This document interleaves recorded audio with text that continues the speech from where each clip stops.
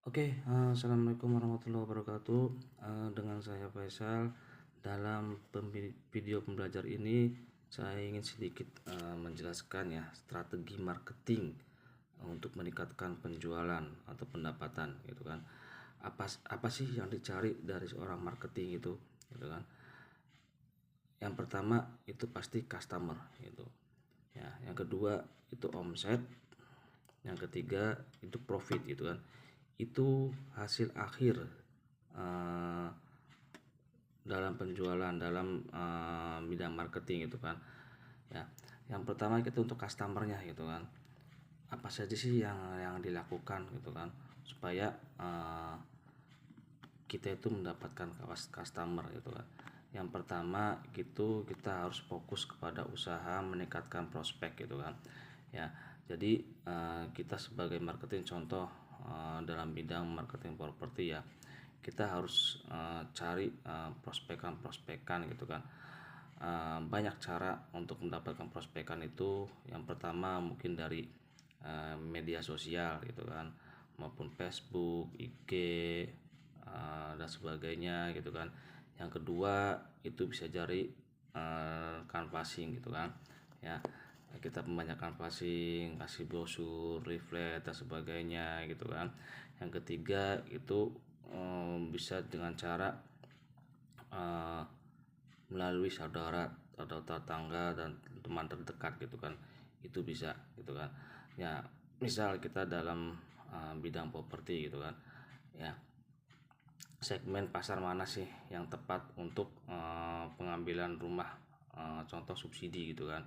Berarti kalau rumah subsidi itu kan antara uh, penghasilan menengah ke bawah, gitu kan. Ya, kita harus tahu pasarnya, gitu kan. Cari prospekannya seperti apa, gitu kan. Ya, jadi harus jangan sampai kita salah sasaran, gitu kan. Yang kedua, fokus usaha yang membuat prospek itu menjadi konsumen, gitu kan. Ya, dari hasil prospekan itu kita harus follow up, gitu kan. Ya, follow up, otomatis dari prospek itu kita mendapatkan nama, gitu kan, atau nomor telepon, gitu kan. Dan dari nomor telepon itu kita follow up, gitu kan, agar prospek-prospekan yang tadi kita dapat, gitu kan, bisa menjadi konsumen dan akhirnya bisa memilih produk yang kita tawarkan, gitu kan. Contoh misalnya di properti, gitu kan. Ya, jadi kita tawarkan nih, gitu kan, perumahan-perumahan mana nih yang lagi kita jual, gitu kan. Ya, kita tawarkan spesifikasi seperti apa, gitu kan. Ya, itu. Yang ketiga, fokus usaha agar customer repair order atau bawa temannya, gitu kan. Jadi kalau misalnya si konsumen itu sudah booking atau beli perumahan kita, diusahakan si konsumen itu bisa untuk membawa temannya, gitu kan, membawa rekan bisnisnya atau membawa temannya, gitu kan, atau saudaranya, itu kan, untuk mengambil di perumahan kita, gitu kan. Ya, jadi jangan sampai kita putus komunikasi, putus silaturahmi, gitu kan, karena tujuannya, gitu kan, supaya itu, gitu kan, kalau misalnya ada saudara, ada teman atau kerabatnya yang mau ngambil perumahan, gitu kan, itu bisa direferensikan, gitu kan, ke kita, gitu kan. Kalau kitanya udah dapat konsumen nih, terus udah biarin, gitu kan, nggak di nggak dihubungi lagi atau nggak menjalin silaturahmi lagi, gitu kan. Nanti kalau misalnya ada konsumen, ada atau ada saudara yang mau ngambil, gitu kan, itu nggak bakal dikasih ke kita, gitu kan, karena kita udah putus komunikasinya, gitu kan.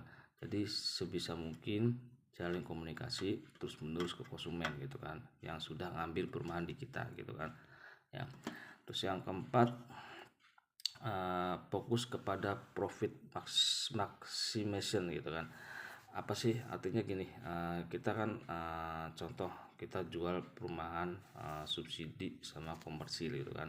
Ya, uh, kalau bisa kita jangan jual yang subsidi semua, gitu kan. Syukur-syukur kita bisa untuk meningkatkan untuk jual komersil, karena itu untuk profitnya itu lebih besar gitu kan, untuk benefitnya juga lebih besar gitu kan ya, dan akan mempengaruhi pendapatan kita gitu kan.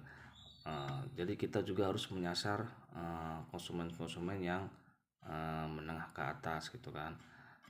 Jangan kita fokus ke subsidi boleh gitu kan, tapi kalau kita bisa memaksimalkan gitu kan profit kita gitu kan, berarti kita harus jual yang lebih meningkat lagi. Contohnya kalau perumahan, ya perumahan komersil gitu kan ya. Jadi itu yang pertama tadi, kita harus fokus kepada peningkatan prospek gitu kan ya.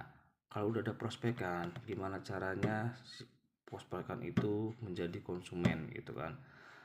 Kalau misalnya udah menjadi konsumen dan membeli produk kita, diusahakan si konsumen itu repair order atau ngambil lagi perumahan, contoh perumahan ngambil lagi perumahannya, atau membawa temannya untuk mengambil produk yang kita tawarkan gitu kan.